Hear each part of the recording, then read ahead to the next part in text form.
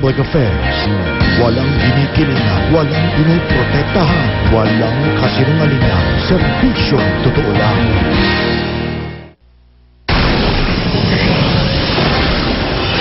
Mga pasahero, nagre-reklamo.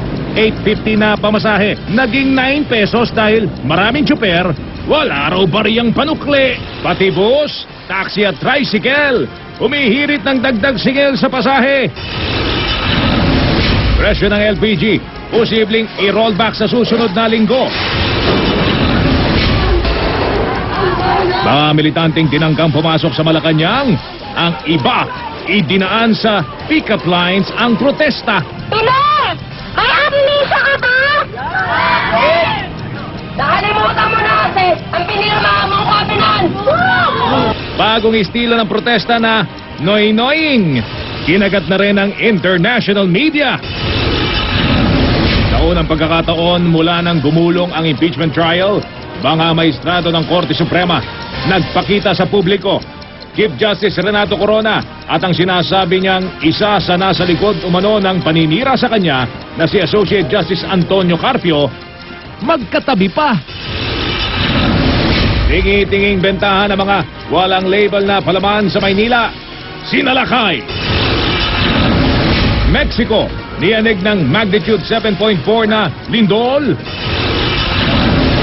Sa Indonesia, padang 8 taong gulang pa lamang, kada araw, 2 kanang sigarilyo ang nauubos. Mga pasyalang magpapatunay na summer is more fun in the Philippines. Alamin! Ilang bituin, nilalait at binubuli sa Twitter.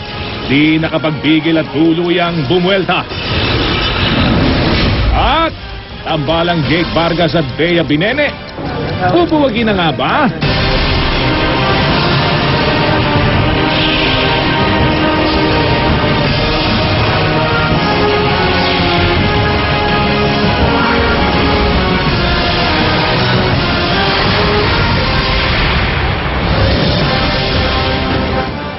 Tinatawagan po namin ng pansin ang mga magulang sa mga sandaling ito mismo. Pakigabayan po nyo ang inyong mga anak sa panonood ng video ng batang yan. Mula po yan sa bansang Indonesia. 8 taong gulang pa lamang siya pero nakakaubos daw ang bata na yan ng 2 kahan ng sigarilyo kada araw. At tila kinukonsinti pa siya ng kanyang mga magulang dahil sila pa ang nagbibigay sa bata ng perang pambili ng sigarilyo. Ang kabuuang detalye ng balitang yan, abangan niyo po maya-maya lamang.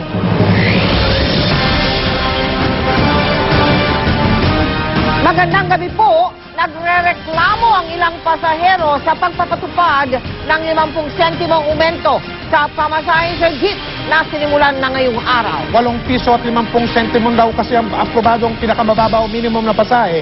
Ang ilang pasahero ay napipilitan daw magbayad ng 9 piso kasi ang ilang mga tsuper ay wala raw bariyang panukli. Mula sa Quiapo, Maynila, nakatutuklay si Julius Segovia. Julius. Mel, Mike, ang kakapusan daw sa barya ang naging problema kaya marami nga sa mga pasahero ang nagreklamo sa unang araw ng pagpapatupad ng 50 centavos provisional fare increase sa jeep.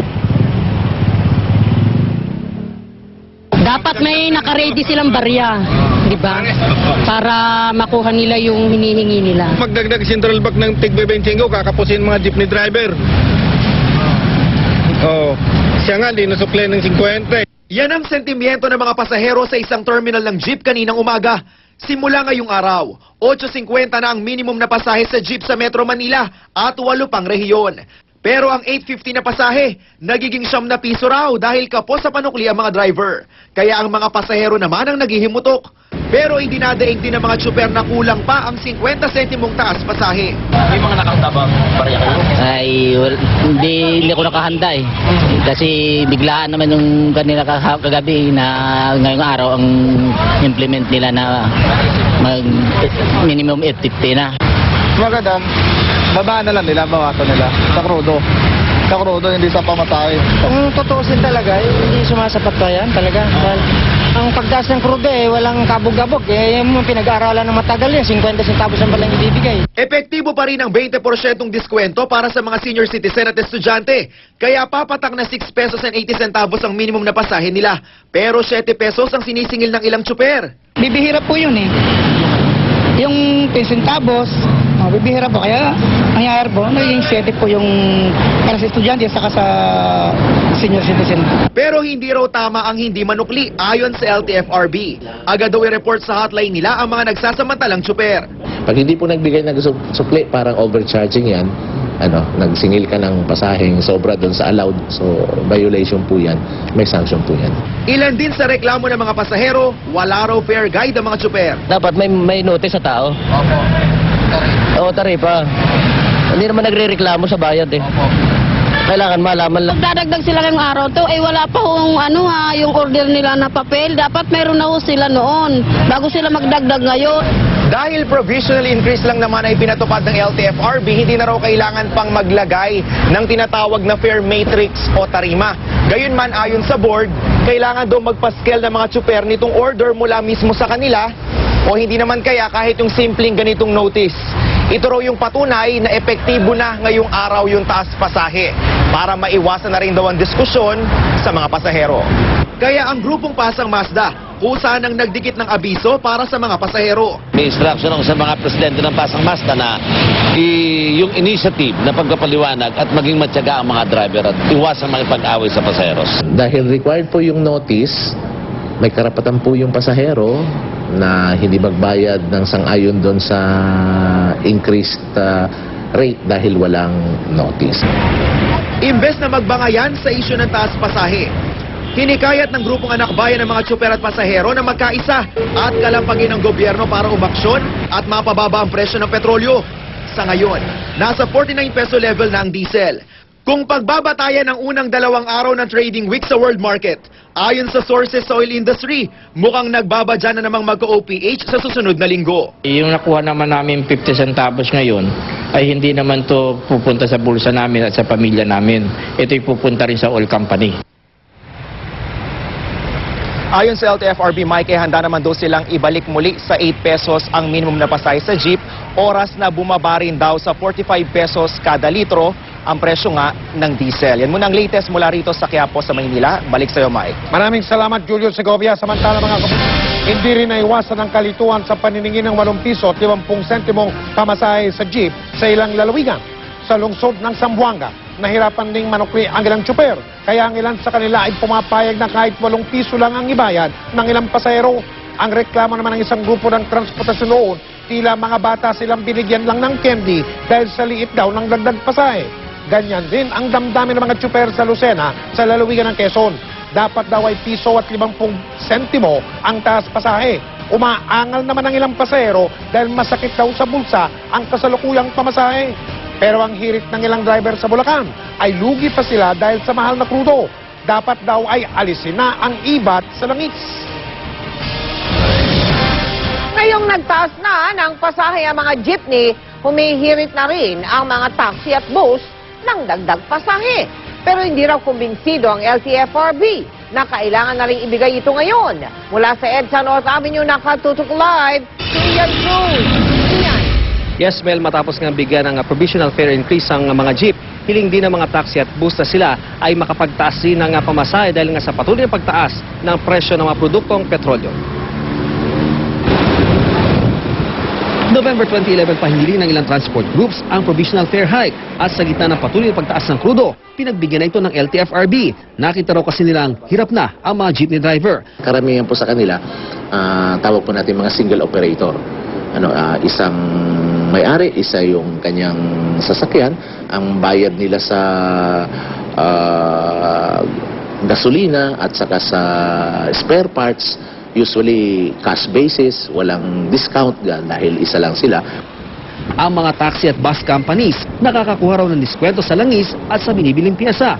May ilang city bus pangaraw sumisingil ng mas mababa sa minimum na pamasahe.